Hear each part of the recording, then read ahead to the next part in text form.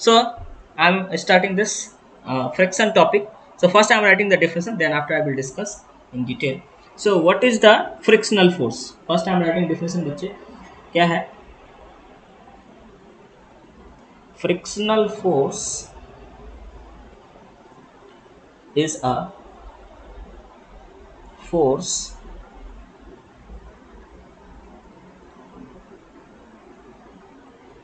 opposing the relative motion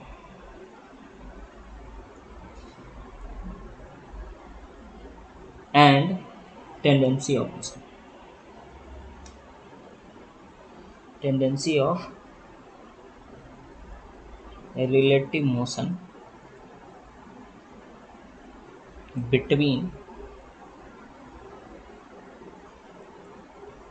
two surface.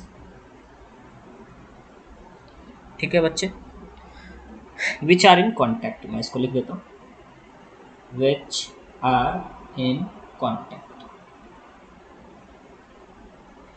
So what is this? The frictional force is a force which opposing the relative motion and tendency of relative motion between the two surfaces which are in contact. ठीक है बच्चे, which are in contact क्या है जरा समझते हैं इसको. देखो मैं आपको एक सिंपल सा एग्जांपल लेके बताता हूँ कि मान लो ये एक सरफेस है, ठीक है, और इस सरफेस पर आपने एक ब्लॉक को प्लेस किया. हम लोग वैसे बेसिक सर मैं आपको फोर्स बता रहा था, तब आपको ये चीज़ें बता रखा हूँ. And you start applying force in this direction. ये फोर्स क्या है, इंक्रीजिंग है. जैसे कैसे इंक्रीज कर रहा है मैं आपको बताऊँ. पहले आपका 0 न्यूटन है स्टार्टिंग में, जब आप कोई फोर्स नहीं लगा रहे, फिर आपने 1 न्यूटन का फोर्स लगाया, फिर आपने 2 न्यूटन का फोर्स लगाया, then after you are applying 3 newton force, you are applying a 4 newton force, you are applying a 5 newton force and so on. इस तरह से आप इंक्रीज करो एक एक करके. तो आप क्या ऑब्जर्व कर रहे हो, आप ऑब्जर्व कर पा रहे हो कि जैसे ही 5 न्यूटन से ज़्यादा फोर्स लगाया तो ये जो है चलने लगा. अभी तक रेस्ट में था, rest till 5 newton, till F equal to 5 newton. जब तक आपका F का जो वैल्यू है 5 न्यूटन है तब तक ये रेस्ट में था. अच्छा, इसका मतलब सर जब हमने 2 न्यूटन फोर्स लगाया ये चल नहीं रहा है, इसका मतलब एक फोर्स यहाँ प्रेजेंट है जो इस पर बैकवर्ड डायरेक्शन में फोर्स लगा रहा है. Yes, one force is present here which is applying a force in backward direction, है ना. अच्छा सर, तो कौन सा फोर्स है, यही तो फ्रिक्शनल फोर्स है. This is the frictional force. Okay, so this is the frictional force. अब क्या है सर, इसका मतलब जब हम लोग 1 न्यूटन लगा रहे थे तो क्या ये 1 न्यूटन था. यस. जब आप 2 न्यूटन थे तब 2 न्यूटन, 3 तो 3, 4 तो 4, 5 तो 5, ऐसा था. लेकिन जैसे ही आपने 5 न्यूटन और उससे ज्यादा फोर्स लगाया, look at this, this is a block.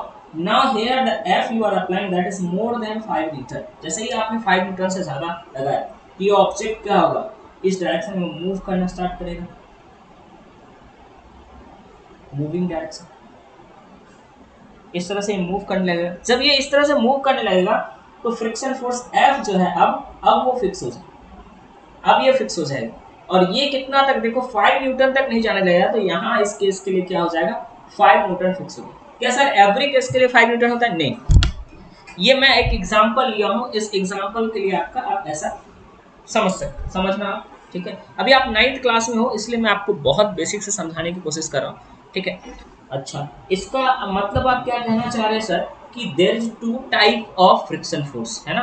कि एक जो है इस केस में ये स्टैटिक है और ये काइनेटिक है. देखो इस केस में क्या है, हमारा ऑब्जेक्ट रेस्ट में और यहाँ ऑब्जेक्ट कैसा है, मोशन में. यहाँ हमारा ऑब्जेक्ट क्या है, मोशन में है.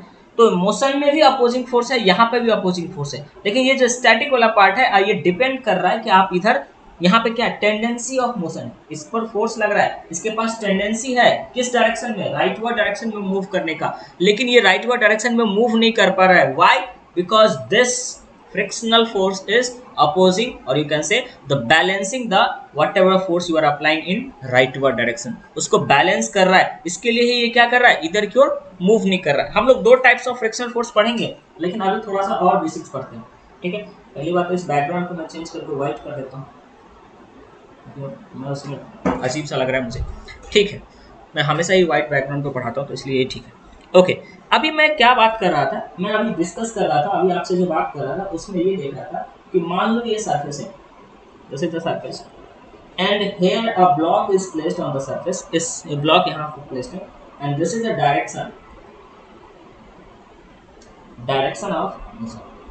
अगर ये डायरेक्शन ऑफ मोशन है तो फ्रिक्शन फोर्स कैसा लग रहा है, इधर क्यों लग रहा होगा, ये डायरेक्शन ऑफ मोशन है या tendency of motion, direction of motion और tendency of motion in both case, ठीक है, either this is the direction of motion और टेंडेंसी ऑफ डायरेक्शन, मतलब इधर क्यों आप फोर्स लगा रहे हो तो इसको फ्रिक्शन फोर्स इधर क्यों होगा, तो this is the direction of frictional force, direction of frictional force, friction force, समझना आप लोग, ठीक है, जहां समझ में नहीं आया आप मेरे से पूछ सकते हो, ठीक है। सिमिलरली अगर आप इसके डायरेक्शन ऑफ मोशन को चेंज करोगे तो आपका जो फ्रिक्शन फोर्स का डायरेक्शन चेंज हो जाएगा। तो आपको एक चीज पता होना चाहिए कि जब आप इस पर फोर्स लगा रहे हैं तो इसके पास टेंडेंसी आ रहा है, टेंडेंसी ऑफ मोशन, समझ में आ रहा है, ठीक है ना। अब क्या होता है कि ये जो फ्रिक्शन फोर्स होता है, ये जो फ्रिक्शनल फोर्स होता है, ये कभी भी इस तरह से दिमाग में आप मत लगाना कि ये मोशन को अपोज करता है। किसी किसी बच्चे के दिमाग में आता है कि इट्स अपोजिंग, बल्कि कभी कभी टीचर्स लोग भी ऐसे बोल देते हैं the frictional force used to oppose the motion, it's not always oppose the motion. मैं आपको एक एग्जांपल दिखाता हूँ, देखो। तो अब देखो, जैसे कि मैंने एक ब्लॉक लिया इस तरह से, ठीक है, और ये ब्लॉक जो है सो एक स्मूथ सरफेस पे, ये जो सरफेस है, ये दिस सरफेस इज स्मूथ, ये स्मूथ सरफेस पे ये ब्लॉक लाई कर रहा है और इसके ऊपर एक दूसरा ब्लॉक लाई कर रहा है बच्चे। तो मान लो ये छोटा ब्लॉक है m और ये बड़ा ब्लॉक है आपका कैपिटल है। ये जो सरफेस है ये स्मूथ नहीं है, ये आपका क्या है, रफ सरफेस है, ठीक है। तो इसका रफनेस जो है सो म्यू है। म्यू क्या होता है मैं आपको अभी बताऊंगा, आपको अभी रफनेस पढ़ाऊंगा, किस किस चीज पर डिपेंड करता है फ्रिक्शन फोर्स, मैं आपको बताऊंगा। लेकिन जरा समझो कि ये इस पे रफ सरफेस है। Now you start applying force, आप इसको इधर से एक एफ लगा करके पुल कर रहे हो तो क्या होगा, ये पूरा सिस्टम मूव करेगा, the whole system will move, है कि नहीं बताओ, ये पूरा सिस्टम मूव करेगा कि नहीं, ये पूरा का पूरा सिस्टम मूव करेगा आप यहाँ से, क्योंकि ये सरफेस तो स्मूथ है तो मूव करेगा। तो look at this, in this case इस पे जो फ्रिक्शन फोर्स किधर की हो रहा है, इधर की हो रहा है, and due to this friction force, अगर मैं पूछूं आपके कि ये चलो नीचे वाले को तो आपने खींच रहा है बट ये ऊपर वाला जो स्मॉल m ब्लॉक है, why this block is moving, ये अगर क्यों मूव कर रहा है, अगर मैं आपसे ऐसा पूछता हूं तो आप क्या बोलोगे, सर इसमें ना फॉरवर्ड डायरेक्शन में एक फ्रिक्शन फोर्स लग रहा है। And who is offering this friction force? This capital M, ये जो बड़ा वाला M है, ब्लॉक है, वो ऑफर कर रहा है इस पे friction force in forward direction, and because of the friction force this block is moving। तो ये सेंटेंस का ना the friction force always opposing the motion, that is incorrect। आपसे पूछा जा सकता है ट्रू फॉल्स में, ऐसा क्वेश्चन पूछा जा सकता है कि friction force is always opposing the motion और नॉट। आप लोग बच्चे हो, आपसे अभी ऐसे क्वेश्चंस पूछे जाएंगे तो आपको पता होना चाहिए, है ना। It's not always opposing, yes it's always opposing the relative motion between the contact layer. समझ में आ रहा है ये किस चीज को अपोज करता है। जैसे देखो ये हाथ है और इस पर मैंने दूसरा हाथ प्लेस किया, अब इस दूसरे हाथ को मैं इस तरह से पुल करने का चाहूंगा, देखो इस तरह से इधर की ओर पुल करना चाह रहा हूं तो उसमें क्या हो रहा है, फ्रिक्शन फोर्स लग रहा है कि नहीं। तो ये चीजें समझ में आना चाहिए कि ये जो कॉन्टैक्ट लेयर्स है जब उसमें मूवमेंट होगा, जब उसमें टेंडेंसी ऑफ मूवमेंट है, उस केस में क्या होता है आपका फ्रिक्शन फोर्स आता है। समझ में आ रहा है, उस केस में फ्रिक्शन फोर्स अपना काम करना चाहता है, वो अपोज करना चाहता है उस रिलेटिव मोशन को और टेंडेंसी ऑफ रिलेटिव मोशन को। सबको समझ में आया मैं क्या बोलना चाह रहा हूं, okay.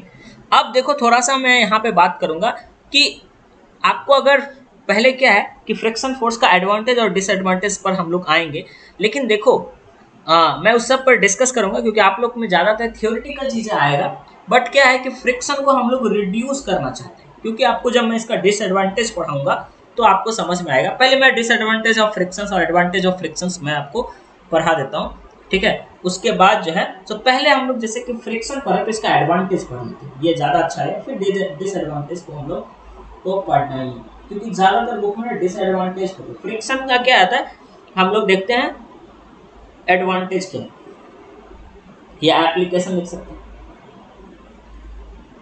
Application of frictional force,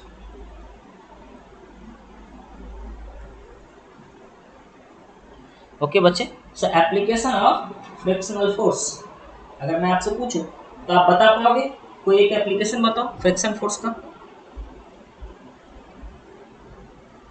बताओ कोई भी बच्चा एक बताओ, what is the application of friction force?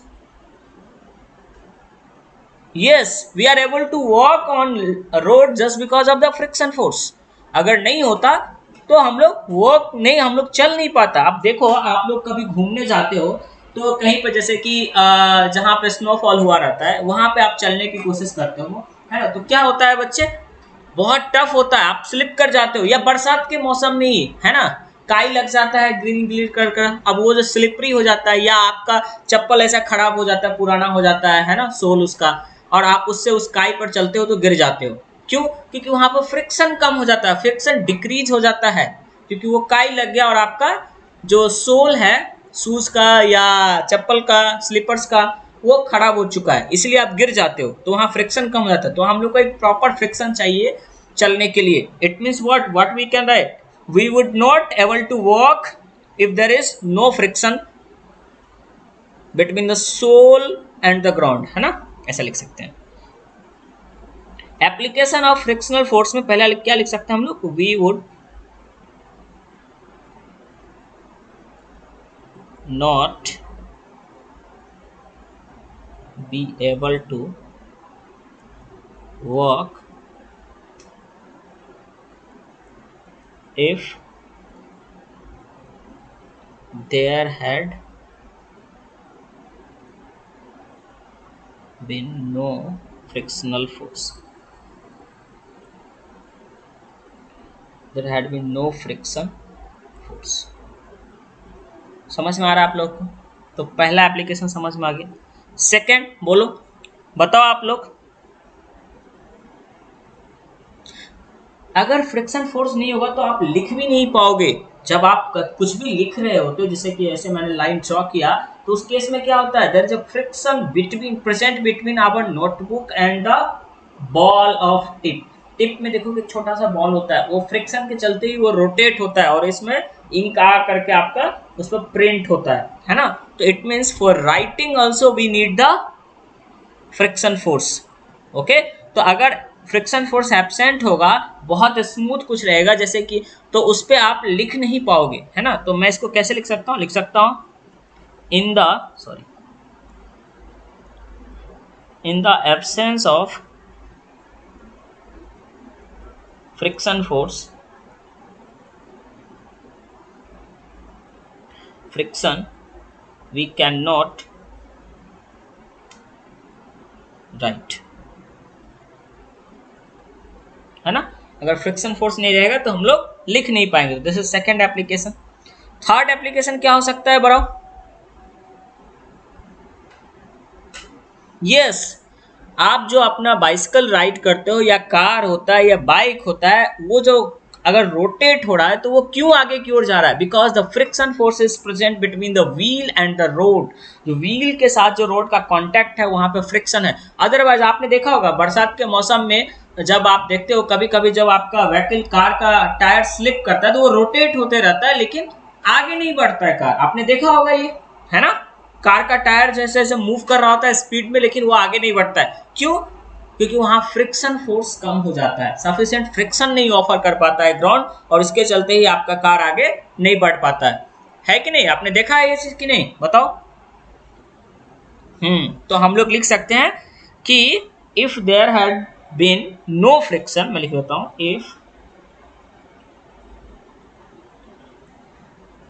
There had been no friction the wheel, मैं व्हील इसलिए लिख दिया कि आप किसी चीज का भी व्हील के बारे में बात कर सकते हो, है ना। द व्हील्स ऑफ कार लिख दो, the wheels of car will slip, okay, instead of rotating and stop moving. समझ में आ गया सबको? एक फोर्थ लास्ट एप्लीकेशन, ज्यादा और भी बहुत सारा होगा लेकिन आपको मैं कुछ दो चार लिखा देता हूँ, ज्यादा नहीं लिखाऊंगा, 3 भी लिखा के छोड़ सकता था। एक बहुत ज्यादा फ्रिक्वेंटली आप लोग यूज करते हो, हाँ बोलो। Yes, applying brake, because due to friction only you are able to apply brake. आप लोग के साइकिल में देखा होगा कि वहाँ एक ब्रेक पैड लेकर आता है और वो देखोगे व्हील में टच होता है ना, तो वो जो है रिम होता है, रिम में टच हो रहा होता है तो हमारा साइकिल हम लोग रोक पाते हैं। तो उसके लिए क्या चाहिए होता है, ब्रेक चाहिए होता है ना। तो ब्रेक रोकने के लिए जो ब्रेक कैसे काम करता है, क्योंकि फ्रिक्शन वहां पे यूज होता है। इसका मतलब हम लोग कह सकते हैं, इसको कैसे लिखेंगे, इसको लिखेंगे when brakes are applied, the vehicle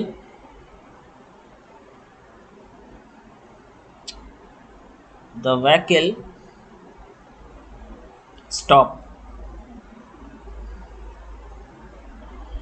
due to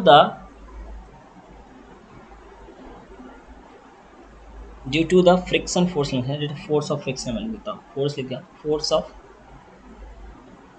friction, ठीक है ना।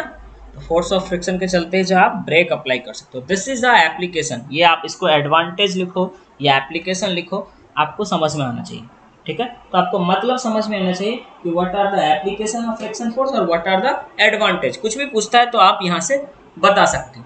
समझ में आ रहा है आप लोग को। अब जो है नेक्स्ट हम लोग डिस्कस करते हैं डिसएडवांटेज ऑफ फ्रिक्शन फोर्स। आप लोग से ही पूछ के लिखूंगा मैं, आप लोग को बताना है। तो क्या है डिसएडवांटेज,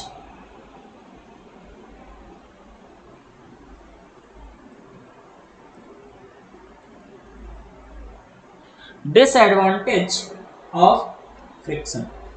अच्छा सर, देखो आप लोग अभी 9th क्लास में हो ना, तो 9th क्लास के बच्चे से ऐसे क्वेश्चंस पूछे जाते हैं, what are the advantage disadvantage. आप थोड़े से बड़े हो जाओगे ना तो वो आपको पता चलेगा कि ये फ्रिक्शन का तो पूरा मैथमेटिकल पार्ट्स पढ़ना है आपको, ये सब चीजें नहीं पढ़ना होता है वहाँ, ठीक है। लेकिन कोई बात नहीं, हम लोग पढ़ेंगे क्योंकि हम लोग के एग्जाम में आएगा।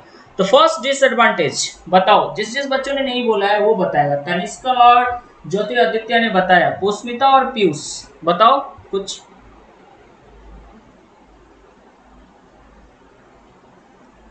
व्हाट आर द डिसएडवांटेज, चलो कोई भी बोलो, कोई बात नहीं, और भी कोई बच्चा है सब बोल सकता है, कोई भी बोलो। मैं जिसका नाम नहीं हो सिर्फ उसको बोलने की कोई जरूरत नहीं है। आप लोग अनम्यूट करके और मुझे बताओ what are the disadvantage. Tell me just the first disadvantage, anyone.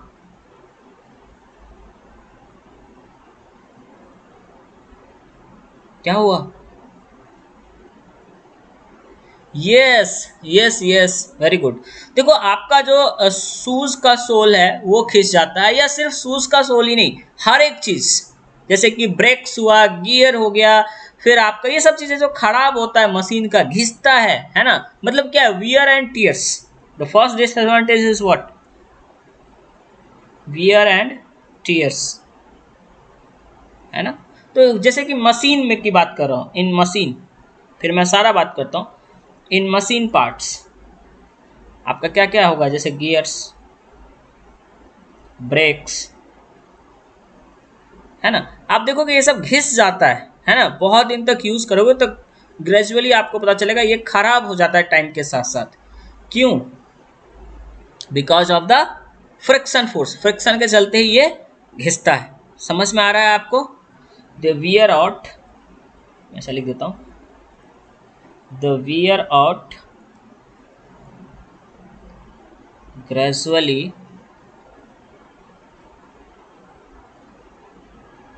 due to friction। चलो ठीक है। सेकेंड, और क्या हो सकता है? देखो आपका जो फ्रिक्शन है, अगर आप देखोगे आपका साइकिल का अगर बॉल वायरिंग खराब हो जाता है तो देखोगे वो आवाज करना शुरू कर देता है। मतलब क्या हो जाता है, वहां फ्रिक्शन फोर्स काम में जाता है, तो आपको ज्यादा फोर्स लगाना होता है। अगर आपने नया साइकिल लिया है तो आप देखोगे नया बाइसिकल के टाइम में आप देखोगे वो बहुत स्मूथली चल रहा होता है, क्योंकि आप सब अभी 9th क्लास में हो, आप में से बहुत कम बच्चे ही होंगे जो बाइक वाइक चलाओगे, इसलिए मैं साइकिल का एग्जांपल ले रहा हूँ। तो आप देखोगे जैसे पुराना हो जाता है, जब वो घिसने लगता है, जब उसमें फ्रिक्शन आ जाता है, फ्रिक्शन फोर्स काम करने लग जाता है, या आपका बॉल वायरिंग पुराना हो जाता है, उसको ग्रीसिंग वगैरह आप नहीं किए टाइम पे, तो it's a very tough to pull the cycle, है ना। उस समय आपको ज्यादा फोर्स लगाना पड़ता है। क्या होता है इसका मतलब, इफिशियंसी खराब होता है ना। हर एक मशीन का कहीं ना कहीं फ्रिक्शन फोर्स काम में आ जाता है, कुछ ना कुछ आ जाता है, और जिसके चलते उसका इफिशियंसी कम हो जाता है। तो ये this is with the all type of machine, है ना। तो हम लोग क्या लिख सकते हैं कि मशीन का इफिशियंसी कम होता है। तो इसको कैसे लिखेंगे, इसको लिखेंगे फ्रिक्शन रिड्यूस और reduces efficiency of the machine।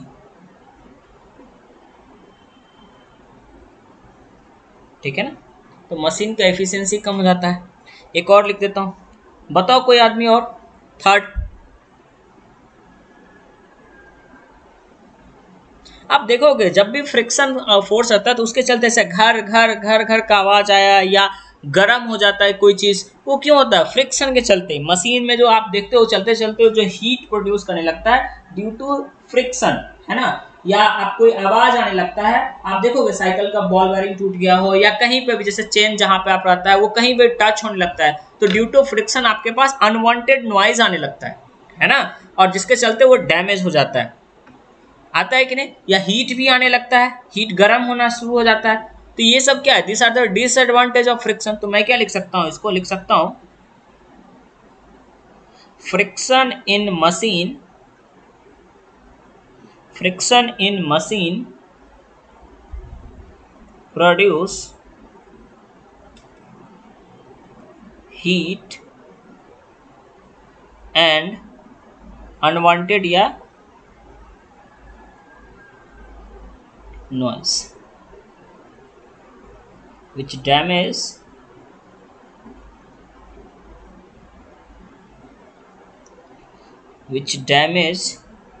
the machine। ठीक है, तो दिस आर द डिसएडवांटेज। तो अगर ये डिसएडवांटेज है, अगर बच्चे दिस आर द डिसएडवांटेज, तो इसका मतलब इस डिसएडवांटेज को रिड्यूस करने के लिए क्या होगा, हम लोग को चीजें स्मूथ करना होगा। नाउ द मोस्ट इंपोर्टेंट, कभी कभी ये क्वेश्चन भी आया हुआ है कि how to reduce the friction. तो हम लोग का आप जो टॉपिक पढ़ेंगे, टॉपिक इज व्हाट, कलर अलग दे देता हूं, ये दिखेगा नहीं, येलो। तो जैसे कि मैंने ब्लैक कलर किया, ठीक है। अब हम लोग पढ़ेंगे क्या, reducing of friction, reducing of friction. ठीक है, तो हम लोग फ्रिक्शन को किस तरह से रिड्यूस कर सकते हैं। ठीक है, क्लास 8 में आपने पढ़ा होगा ये सब चीजें, है ना, how to reduce friction and all, पढ़ा है कि नहीं। हाँ, तो मैं यहाँ पे बेसिक चीजें लिखते चलता हूँ। जैसे कि आप डिफरेंट टाइप का मार्केट्स में लुब्रिकेंट्स अवेलेबल है, आप उसको यूज करके फ्रिक्शन को अवॉइड कर सकते हो। आप लोग अपने साइकिल में तेल डालते हो ना, एक जहाँ पे टायर के सॉरी वो बॉल बेयरिंग में डालते होगे, फिर जहाँ पे वो चेन वाला हैंडल आता है, डिफरेंट जहाँ पे कभी कभी देखोगे वही तेल लेकर के हम लोग के घर के दरवाजे में भी डाल देते हैं मम्मी पापा लोग स्मूथ बनाने के लिए, है ना। देखियो तुम लोग के पास, सबके पास साइकिल है कि नहीं।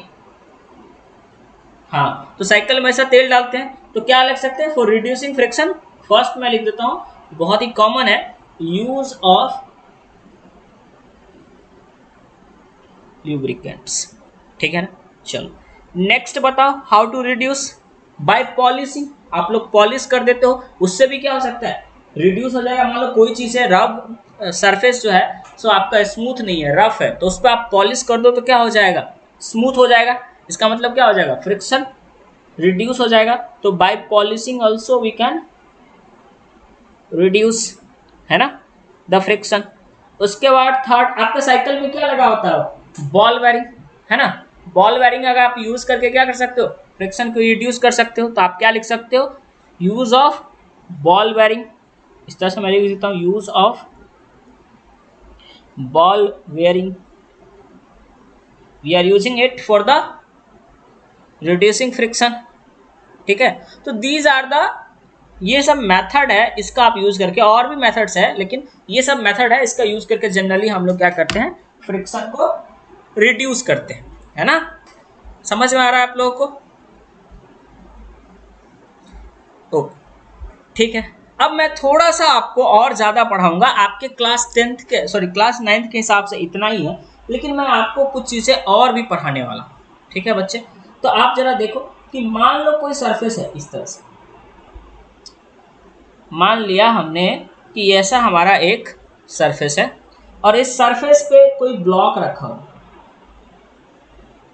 अब हमने दो तीन तरह का सरफेस लेना है। पहले देखो मैं एक चीज आपको बहुत ही बेसिक चीजें, मतलब थोड़ा सा माइक्रो लेवल पर हम लोग स्टडी करते हैं फ्रिक्शन। हमने क्या करना, अभी आपको ये स्मूथ दिख रहा है, मैं क्या बोल रहा हूँ, इस वाले पार्ट को बच्चे आप जूम करके देखो। जब आप इस पार्ट को जूम करोगे तो ये पार्ट आपको ऐसा दिखेगा,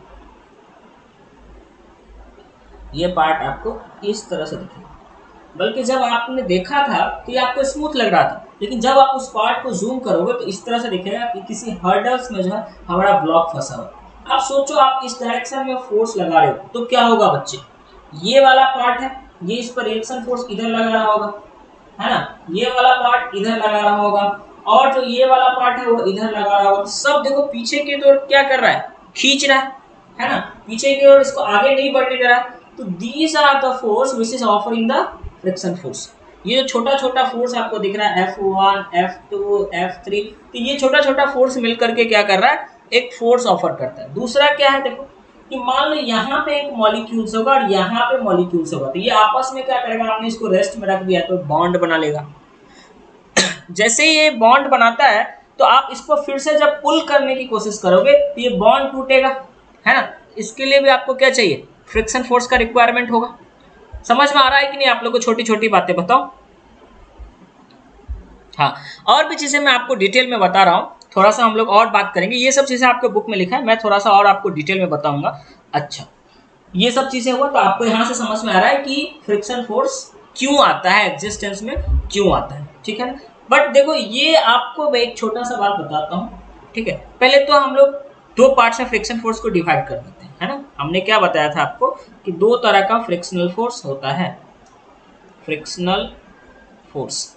और इसको मैंने क्या बोला था आपको कि हम लोग दो कैटेगरी में पढ़ेंगे। एक तो पढ़ेंगे स्टैटिक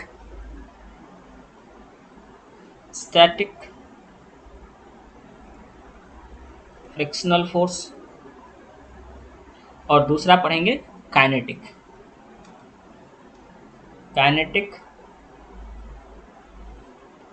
फ्रिक्शनल फोर्स। ठीक है बच्चे, तो एक तो स्टैटिक फ्रिक्शनल फोर्स हो गया, दूसरा क्या हो गया, काइनेटिक फ्रिक्शनल फोर्स। अब क्या कैसे होता है जरा मैं आपको समझाता हूँ। आपको बहुत ज्यादा डिटेल में नहीं पढ़ाऊंगा, आपको बहुत ही सिंपल तरीके से मैं पढ़ाने की कोशिश करूँगा। देखो हमारा वो पुराना वाला जो एग्जाम्पल है वो आप सबको याद है, क्या था कि एक ब्लॉक जो है वो लाई कर रहा था सरफेस पर। अब देखो आप इस पर फोर्स लगा रहे थे और फोर्स कंटिन्यूसली इंक्रीज हो रहा था। कैसे इंक्रीज हो रहा था, 0 Newton, 1 Newton, 2 Newton, 3 Newton, 4 Newton. आपको पता है यहाँ तक ये कैसा था, रेस्ट में था, लेकिन यहाँ पे इसको अपोज कर रहा था एक दूसरा फोर्स, और ये कैसा है, फ्रिक्शन फोर्स। अब जैसे ये रेस्ट में है और तब जो फ्रिक्शन फोर्स एग्जिस्टेंस में है वो फोर्स क्या कहलाता है बच्चे, स्टैटिक। ये कैसा फ्रिक्शन है, this is the static frictional force. अच्छा, अब देखो जैसे वही सेम एग्जांपल था बच्चे, इसी सेम एग्जांपल में हमने क्या देखा था कि अगर ब्लॉक पे हम लोग यहाँ जो फोर्स है F which is greater than 5 Newton, अगर हमने F जो है सो 5 न्यूटन से ज्यादा लगा रखा है, ठीक है, सॉरी हाँ, अगर हमारा F जो है that F is greater than 5 Newton, तो उस केस में क्या होगा, ये मूविंग, अगर ये मूविंग है तो उस केस में यहाँ पीछे की ओर फ्रिक्शन लग रहा है, ये F के होता है और which is called the kinetic friction. This is called the kinetic friction, ठीक है ना। बेसिक चीजें हैं बच्चे, आपको पता होना चाहिए, ठीक है ना। तो ये क्या कहलाता है, काइनेटिक फ्रिक्शन। सबको समझ में आ रहा है, हाँ ना बोलो। अच्छा, अब देखो फिर और भी चीजें और भी डिटेल में बात करते हैं, है ना। हम लोग क्या डिस्कस करेंगे अभी कि एक्चुअल में मैं आपको ये कैलकुलेट वगैरह करना थोड़ा सा बता देता हूँ कि फ्रिक्शन फोर्स कैसे कैलकुलेट करते हैं, वो मैं आपको बताता हूँ। तो मान लो आपका ये ब्लॉक है और इस ब्लॉक का जो मास है वो m है, तो इसका मतलब नीचे की ओर क्या लगेगा, वेट ऑलवेज, है ना। क्यों, क्योंकि अर्थ जो है अट्रैक्ट करता है ना, with how much force, this weight, और वो कितना होता था m इंटू जी। और अर्थ जो है इस ब्लॉक को ऊपर की ओर क्या लगा रहा होता है, नॉर्मल फोर्स, इस कॉन्टैक्ट में। मान लो इसका जो रफनेस है वो आपका म्यू है, mu is the roughness of the surface. अब ये क्या होता है सर, ये क्या होता है, ये होता है बच्चे फ्रिक्शन कॉफिशिएंट, ये होता है फ्रिक्शनल कॉफिशिएंट। ये क्या है सर, फ्रिक्शनल कॉफिशिएंट क्या है, ये भी तो नहीं पता है, ठीक है ना। मैं आपको ये चीजें बता रहा हूँ, ठीक है ना। ये फ्रिक्शनल कॉफिशिएंट क्या है, ये अगर आपको नहीं पता है तो मैं आपको ये बता रहा हूँ, इसमें समझने की मतलब टेंशन लेने की कोई बात नहीं। ये बताता है कि हाउ सरफेसेस आर रफ। मतलब क्या है सर, मतलब ये है कि कौन सरफेस कितना ज्यादा रफ है ना। अगर वो ज्यादा रफ है इसका मतलब क्या है, अगर वो ज्यादा रफ है इसका मतलब म्यू का वैल्यू ज्यादा होगा, ठीक है, समझना। तो अगर मैं आपको बोल रहा हूं कि ये जो कॉफिशिएंट ऑफ फ्रिक्शन है, इसको पढ़ते हैं हम लोग, कॉफिशिएंट ऑफ फ्रिक्शन,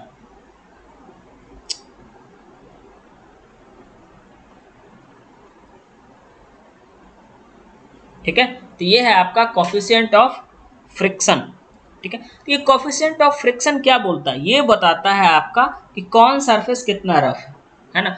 आप जैसे कि मान लो कि पॉलिश किया हुआ टेबल है तो उसका म्यू कम होगा, अगर मान लो आपका रोड है उसका म्यू ज्यादा होगा, है ना, क्योंकि वहां पे ज्यादा फ्रिक्शन फोर्स सही होता है। तो ये इस पर डिपेंड करता है। अच्छा, ये जो फ्रिक्शनल फोर्स अगर आपने इधर की ओर F लगाया है बच्चे, तो पीछे इधर की ओर क्या हो रहा था, small f, frictional force offer होता है। तो this F is actually directly proportional to the normal. मतलब क्या है करने का, मतलब ये है कि फ्रिक्शन फोर्स इस चीज पर डिपेंड करता है कि how strongly two surface are in contact, है ना। कि अगर इसका मास ज्यादा बढ़ा देंगे इसका मतलब फ्रिक्शन फोर्स ज्यादा होगा। यस, आप देखे होगे 1 केजी के ब्लॉक को आपको पुल करना, पुश करना आसान है, लेकिन वहीं पर मैं 100 केजी रख दूं तो आप में से कितने बच्चे होंगे जो उसको पुश और पुल नहीं कर सकते। इसका मतलब क्या है, the friction offered by a object or by a contact, not object, by a contact surface is depending on the normal. It means how strongly two surfaces are in contact, और this is actually equal to mu into n। n तो आपको पता चल गया, n क्या होता है बच्चे, इट्स अ नॉर्मल। और नॉर्मल हम लोग कैसे डिफाइन करते थे, अगर कोई चीजें किसी भी ऑब्जेक्ट पर रखा हुआ था तो उसको कैसे, ये क्या बताता है, ये बताता है कि how strongly two surface are in contact. और म्यू क्या बताता है बच्चे, ये बताता है रफनेस को। ये किस चीज को बताता है बच्चे, रफनेस को, कि आपका सरफेस जो आपने चूज किया है, जो फ्रिक्शन ऑफर करेगा जो कॉन्टेक्ट सरफेस, वो एक्चुअली रिलेटिवली कितना रफ है। समझ में आ रहा है। तो इस चीज को बताता है, इसको हम लोग क्या कहते हैं, सॉरी, इसको हम लोग कहते हैं कोफिशिएंट ऑफ फ्रिक्शन, और ये होता है n। बाकी आपको क्लास 9th में जो है सो ये कैलकुलेट करने पर क्वेश्चन नहीं आएगा, ठीक है। तो आपको टेंशन लेना नहीं है, मैं आपको बेसिक नॉलेज के लिए ये सब चीजें बता रहा हूँ। आपका जो क्वेश्चन आएगा वो पार्ट हो चुका है, आपका जो क्वेश्चन आएगा क्लास 10th में, क्लास 9th में, वो पार्ट हो चुका है, ठीक है ना। अभी जो मैं आपको पढ़ा रहा हूँ वो बहुत ही बेसिक चीजें पढ़ा रहा हूँ, जो मुझे लगता है कि एक स्टूडेंट को, फ्रिक्शन पढ़ने वाले स्टूडेंट को ये सब चीजें पता होनी चाहिए, ठीक है। तो आपको ने देखा कि मैं आपको बेसिक फार्मूला बता दिया। अब स्टैटिक के लिए जो Fs होता है उसके लिए होता है mu s into n, coefficient of static friction होता है। और अगर F ऑफ k है, काइनेटिक फ्रिक्शन है, उसके लिए म्यू k इंटू एन होता है। अब क्या होता है, म्यू एस इंटू एन और म्यू के इंटू एन, अगर आप इंक्रीज करते रहोगे तो आपको दिखेगा ये थोड़ा सा जो है बहुत ही कम थोड़ा सा ज्यादा होता है। इसका मतलब Fs मैक्स जो होता है वो स्लाइटली ज्यादा होता है। इससे क्यों होता है, कैसे होता है, जब आप क्लास 11th में आओगे तो मैं आपको बहुत ही डिटेल में पढ़ाऊंगा। अभी जो है बच्चे आपके लिए इतना भी काफी है, आपके लिए इतना भी काफी है कि जो फ्रिक्शन फोर्स होता है which is depending on the how strongly two surface are in contact and how much rough the relatively rough that surface, ठीक है ना, उस पर डिपेंड करता है कितना रफ है और कितना नॉर्मल है। नॉर्मल क्या बताता है कितना स्ट्रांगली। अगर आप देखो हाथ को ऐसे रखूं, मैं सिंपली रखूं, तो इसको पुश और पुल करना क्या है बच्चे, आसान है। बट आप अपने ही हाथ को कस के प्रेस कर दो और उसके बाद और पुश और पुल करने की कोशिश करो, तो आप देखोगे चीजें वही है, सेम हैंड है, लेकिन आप जब एकदम टाइटली पुश कर देते हो डेस्क पे, टेबल पे, कहीं पे भी, तो उसको आगे पीछे करना मुश्किल हो जाता है। क्यों? क्योंकि वहां फ्रिक्शन फोर्स जो ऑफर कर रहा था contact between the hand and the table, the contact layers which is increases, वो क्या हो गया है, बढ़ गया है। वो कैसे बढ़ जाता है? क्योंकि आपने नॉर्मल बढ़ा दिया है। ठीक है, आपका जो बच्चा क्लास 10th का है ना, वो इतना काफी है आपके लिए। क्लास 10th में फ्रिक्शन इतना ही पढ़ना है। सबको समझ में आया? ओके, अब क्या करोगे आप लोग, अपने एनसीईआरटी बुक से ये जो चैप्टर है आपका force and laws of motion, उस चैप्टर का एनसीईआरटी के सारे क्वेश्चंस कर लोगे। ठीक है, मैं नेक्स्ट क्लास में डिस्कस करूंगा और थोड़ा बहुत और मैं आपको कुछ पढ़ाऊंगा, कुछ क्वेश्चंस भी इस पर बेस्ड कराऊंगा। ठीक है, तो आज के लिए यहीं पर हम लोग लेक्चर खत्म करते हैं। आप लोग क्वेश्चन कर लेना, होमवर्क सबको पता चल गया क्या है? होमवर्क मैं नेक्स्ट क्लास में डिस्कस करूंगा। आप लोग जो force and laws of motion है उसको क्या करोगे, आप